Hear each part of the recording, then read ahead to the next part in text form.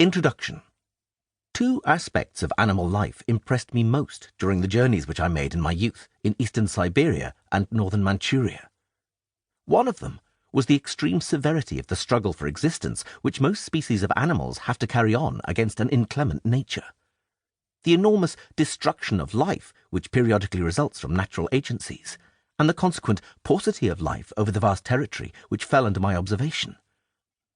And the other was that even in those few spots where animal life teemed in abundance, I failed to find, although I was eagerly looking for it, that bitter struggle for the means of existence among animals belonging to the same species, which was considered by most Darwinists, though not always by Darwin himself, as the dominant characteristic of struggle for life and the main factor of evolution.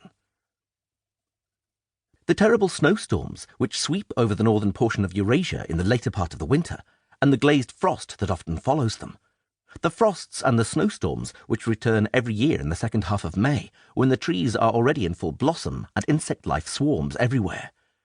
the early frosts and occasionally the heavy snowfalls in July and August, which suddenly destroy myriads of insects, as well as the second broods of the birds in the prairies,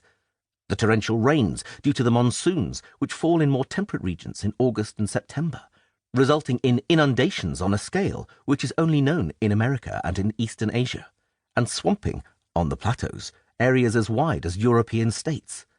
And finally, the heavy snowfalls early in October, which eventually render a territory as large as France and Germany absolutely impracticable for ruminants, and destroy them by the thousand. These were the conditions under which I saw animal life struggling in northern Asia. They made me realize at an early date the overwhelming importance in nature of what Darwin described as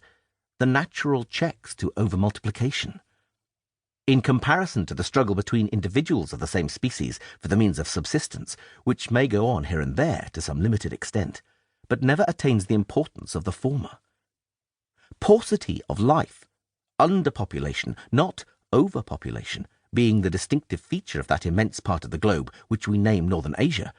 I conceived since then serious doubts, which subsequent study has only confirmed, as to the reality of that fearful competition for food and life within each species, which was an article of faith with most Darwinists, and consequently as to the dominant part which this sort of competition was supposed to play in the evolution of new species.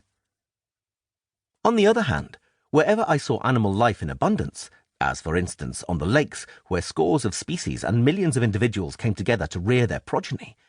in the colonies of rodents, in the migrations of birds which took place at that time on a truly American scale along the Ussuri, and especially in a migration of fallow deer which I witnessed on the Amur, and during which scores of thousands of these intelligent animals came together from an immense territory, flying before the coming deep snow in order to cross the Amur where it is narrowest.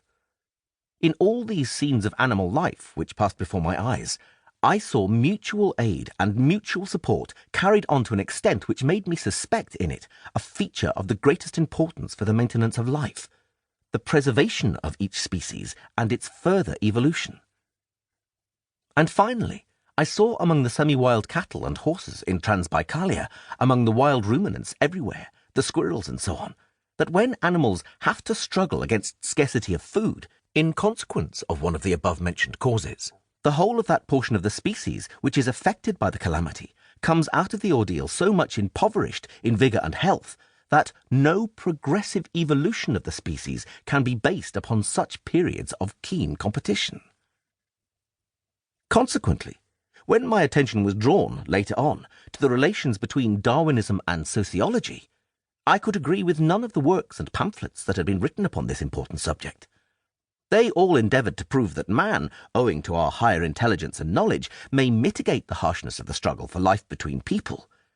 But they all recognised at the same time that the struggle for the means of existence of every animal against all its congeners, and of every person against all other people, was a law of nature.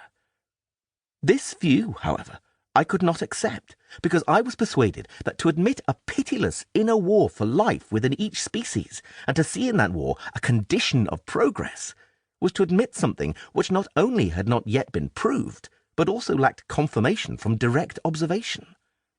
On the contrary, A lecture on the law of mutual aid, which was delivered at a Russian Congress of Naturalists in January 1880 by the well-known zoologist Professor Kessler, the then dean of the St. Petersburg University, struck me as throwing a new light on the whole subject.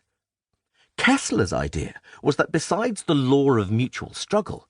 there is in nature the law of mutual aid, which, for the success of the struggle for life, and especially for the progressive evolution of the species, is far more important than the law of mutual contest. This suggestion, which was in reality nothing but a further development of the ideas expressed by Darwin himself in The Descent of Man, seemed to me so correct and of so great an importance that since I became acquainted with it in 1883, I began to collect materials for further developing the idea, which Kessler had only cursorily sketched in his lecture, but had not lived to develop.